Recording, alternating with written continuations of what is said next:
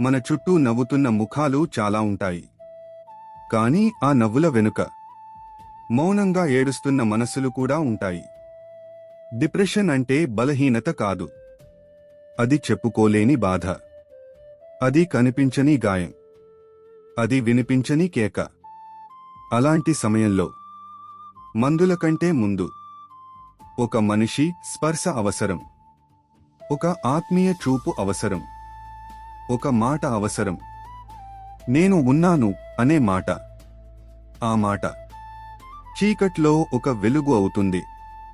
నిస్సహాయతలో ఒక ధైర్యం అవుతుంది. ఉపదేశాలు అవసరం లేదు. సానుభూతి చాలు. మాటలు లేకపోయినా పర్లేదు. పక్కన నిలబడే హృదయం ఉంటే చాలు. ఎవరో కూలిపోతుంటే వాళ్లను మార్చడానికి ప్రయత్నించకండి. వాళ్లతో కలిసి నిలబడండి. వాళ్ల బాధను చిన్నచూపు చూడకండి. వాళ్ల మౌనాన్ని వినండి. ఒక మనసును పట్టుకోవడం ఒక జీవితం నిలబెట్టడం లాంటిది. ఈ ప్రపంచంలో అత్యంత గొప్ప చికిత్స మనిషి మనిషికి ఇచ్చే ఆదరణే. మౌనంగా బాధపడే వాళ్లకు మన ఉనికే వెలుగు కావచ్చు.